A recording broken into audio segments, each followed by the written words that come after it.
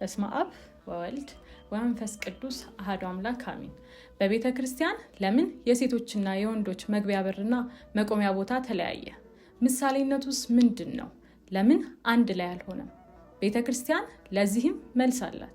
አዎ፣ ቤተክርስቲያናችን መልስ አላት። ምሳሌነቱ ምንድን ነው ቢሉ፣ አንድም ቤተክርስቲያን የገነት ምሳሌ ነችና ገነትም 3 መግቢያ በሮች አሏት። አንዱ በምስራቅ፣ አንዱ በሰሜን፣ አንዱ በደቡብ ሲገኝ በምስራቅ የሚገኘው በር የጌታ መግቢያ፣ በሰሜን የሚገኘው በር የአዳም መግቢያ፣ በደቡብ የሚገኘው በር የሔዋን መግቢያ ነበረ።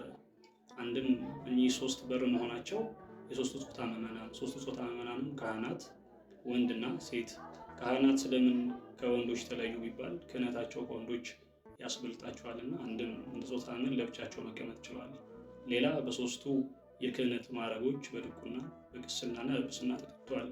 ለምን ተለያዩ ወይም ደግሞ በአንድ መግቢያ በር ለምን አልገቡም ከተባለ ከአባቶቻችን ከአዳምና ከሔዋን ታሪክ ጀምረን ማየትና ማንሳት እንችላለን። አዳም ሔዋንን ካባረራት በኋላ ቅዱስ ገብርኤል ወደ እሱ መጥቶ በሔዋን ምክንያት ከገነት እንደተባረርክ በሔዋን ምክንያት ነው ወደ ገነት የምትመለሰው ስላለው አዳምን ሔዋንን ሊፈልጋት ሄዶ ተገናኙ።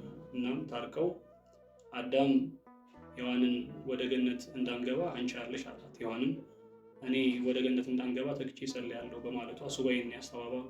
ሱባኤውንም ለየብቻቸው መያዝ ጀመሩ። ለየብቻ መቆምና ለየብቻ መጸለይ የተጀመረው ከአባቶቻችን ከአዳምና ከሔዋን ነው።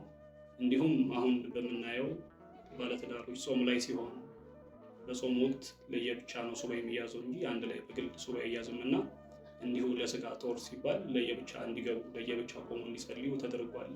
በዚህ ምክንያት ወንዶች ለብቻ ሴቶች ለብቻ፣ ወንዶች በሰሜን ሴቶች በደቡብ ይገባሉ።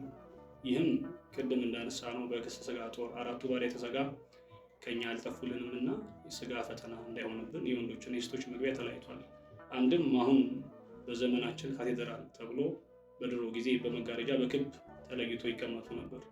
አሁን ከ50 ዓመት በፊት በመጡ ካቴድራሎች ግን አይን ላይን እየተያዩ የስጋ ፈተና አንድ ላይ ሳይጸሉም እየመጣ ነው እና ከስጋ ጦር ለመጠበቅ ተብሎ የወንድና የሴት መግቢያ ተለያይቷል።